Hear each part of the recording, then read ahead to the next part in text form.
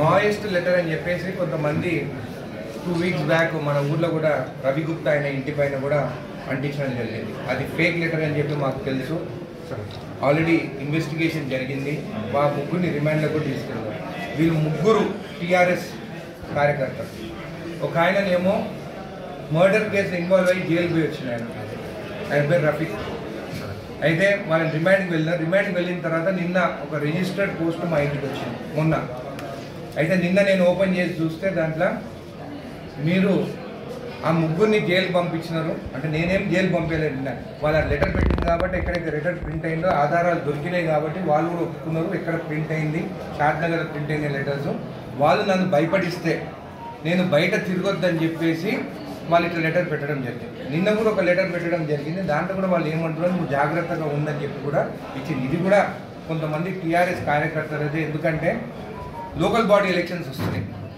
మేము చేసే అభివృద్ధి పనులు కానీ ఈరోజు 4 స్కీమ్స్ ఇంప్లిమెంట్ చేస్తాం. మీరు చూస్తే మేము 99% రేషన్ కార్డు అందరికి ఇస్తున్నాం. ఇండ్లు కూడా ఎంతమంది అప్లికేషన్స్ పెట్టుకున్నారో కూడా వాళ్ళు అన్ని వెరిఫై చేసి కూడా మా అధికారులు నిన్న రాత్రి 1 వరకు పనిచేస్తారు ఈ స్కీమ్స్ ఇంప్లిమెంట్ చేసేదాన్ని. కాబట్టి వాళ్ళకి ఆ భయంతో మళ్ళీ లోకల్ బాడీస్లో గెలవం కదా అని చెప్పేసి ఏదో ఒక నెగిటివిటీ నా పైన తీసుకురావాలని చెప్పి అప్లికేషన్ చేశాను. అది కూడా నిన్న కూడా నేను చెప్పడం జరిగింది. దీంట్లో ఏమాత్రం మాజీ ఎమ్మెల్యే లక్ష్మారెడ్డి చేయలేదు. కావాలని ఆయన పేరు కూడా బద్నాం చేయాలని లక్ష్మణ దళం అని కావాలని ఆ పేరు పెట్టుకున్నారు. కాబట్టి ఆయన కూడా ఇలాంటి పనులు చేయడం నాకు తెలుసు. ఆయన చేయలేదు ఇలాంటి పనులు.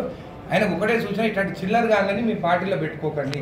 మీరు ఏం డిసిజన్ తీసుకుంటారో మీరు తీసుకోండి. కానీ ఇది కూడా నేను ఒక కంప్లైంట్ లెటర్ కూడా ఇప్పుడు పోలీస్ స్టేషన్కి పంపించడం జరుగుతుంది. ఖచ్చితంగా ఎవరు అనేది కూడా ఇది తెలుస్తుంది. ఖచ్చితంగా వీళ్ళు కూడా టీఆర్ఎస్ కార్యకర్తలు ఉందని చెప్పి నేను తెలియజేస్తూ ఇప్పుడు మీతో కోడిగల్లో తెలిసింది.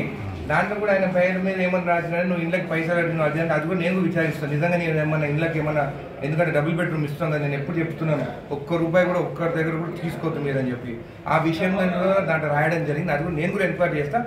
ఒకవేళ మా కార్యకర్తలు కూడా అట్లా డబుల్ బెడ్రూమ్ ఇళ్ళ కోసము పైసలు అడిగినట్టు తెలిసి మేము యాక్షన్ తీసుకుంటామని చెప్తున్నాను.